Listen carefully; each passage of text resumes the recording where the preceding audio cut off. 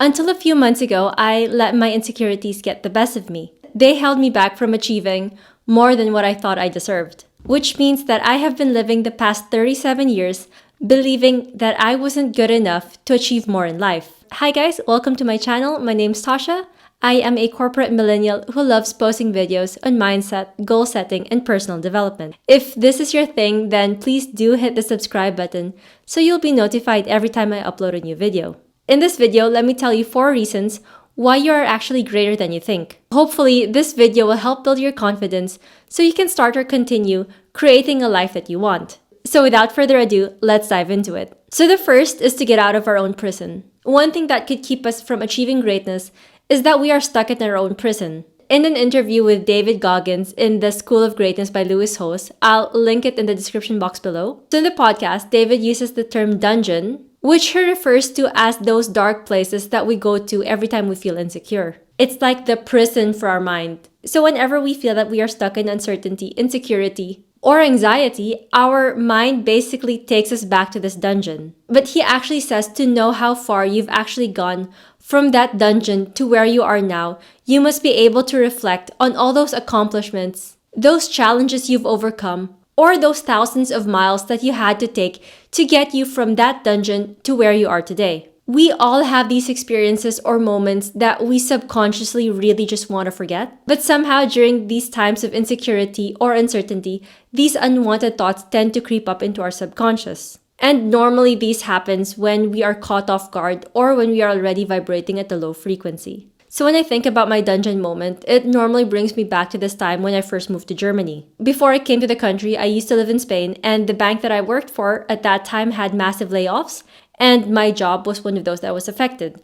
Not wanting to go back to Asia and feel like a failure, I tried my luck and decided to job hunt in Germany instead. I moved to the country without a job prospect, without knowing the language, and luckily knew like a handful of people. I spent the first years in my career in banking working in a language that I didn't fully understand, which really fed into my insecurity and imposter syndrome. The person I am today and what I have achieved both personally and professionally is a far cry from that person I was a decade ago. However, when insecurity or imposter syndrome hits, my mind seemed to constantly take me back to that period when I was in my darkest place. I have to consciously stop myself from going further down that rabbit hole and reflect on all my achievements I've made from that point on. And I try to remind myself why I think I deserve the life that I want and not just the life that I get. Personally, I think the difference between feeling like a failure and discovering your greatness lies in your ability to stop yourself from constantly going back to that dungeon. That if we just stop and reflect and look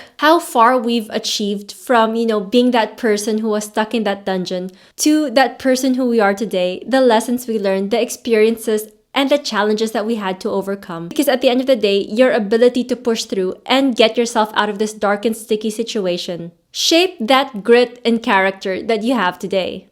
So the second would be the power of one more. I first learned about this concept through the book The Power of One More by Ed Mylett. It revolves around the idea that most people are closer to their goals and their dreams than they realize, which often lies in one more attempt, one more action, one more day, or one more effort in making those dreams a reality. I love the idea of one more because it simplifies the steps you need to take to get you to the next level. And especially those days wherein your motivation's low, things look dark, the idea of one more feels like this small last push to keep you going. So when I started this YouTube channel, I had a massive learning curve, and at times it felt very frustrating to spend my free time and the energy that at that time I didn't have to create and publish videos that I wasn't proud of. The concept of one more pushed me to record one more video after the other and gave me that extra push to upload one more video. Eventually, this learning curve somewhat plateaued. I didn't have to Google every step of the editing process. This in turn freed up most of my time to focus on the things that I choose to improve and allowed me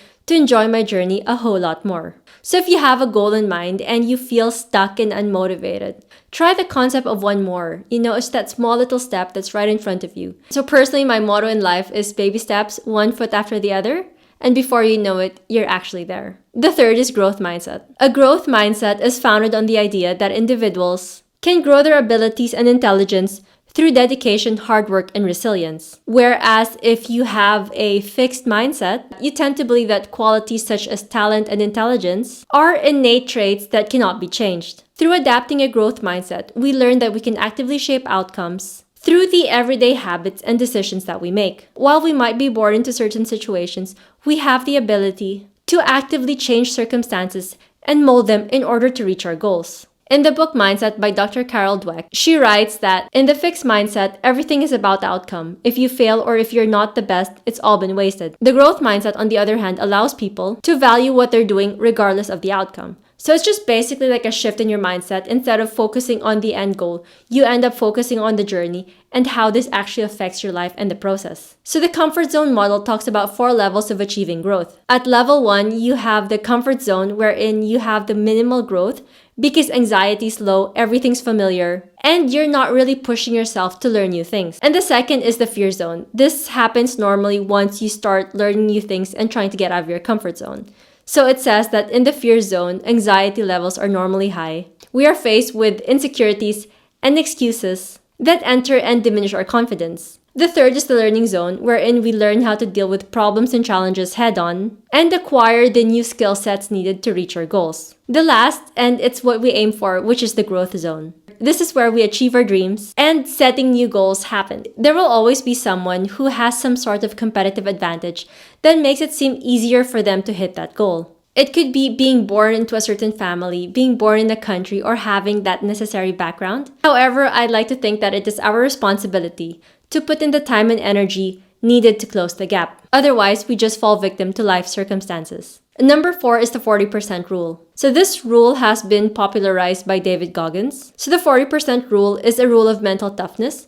It says that when your mind tells you that you are exhausted, that you want to give up, you are only 40% done and still have 60% reserves. Thus, even if you say that you're completely tired, you actually still have more to give. The biggest obstacle to our success is often our own minds. Our concept of limit is mostly just in our minds and our own perceived mental barrier. In other words, we set our own limits. As someone who has previously experienced burnout, I am a huge advocate of self-care. However, sometimes the best form of self-care is tough love. Make hard decisions now so you don't have to do them later. These were some of the lessons that I learned and currently apply to my life that will hopefully bring me one step closer to my goals. Adversity, challenges, and mistakes give us the lesson that we need to learn and help strengthen our character. So I hope you enjoyed this video, and in the comment section below, I'd love to hear your lessons or experiences with adversity that brought you closer to your goals. If you made it this far, thanks for watching and see you in my next video.